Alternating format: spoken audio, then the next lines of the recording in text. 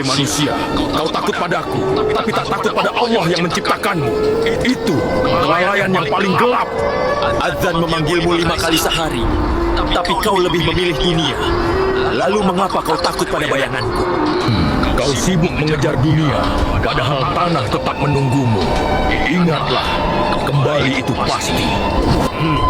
Kau jarang ibadah, hatimu kosong, dan tempat kosong selalu jadi jalan masuk bagi kami. Setiap detik kau jauh dari ibadah, ajalmu mendekat tanpa suara. Jangan tunggu gelap menjemputmu. Kau takut kegelapan ini, tapi tak takut melanggar perintah Allah. Terbalik, bukan?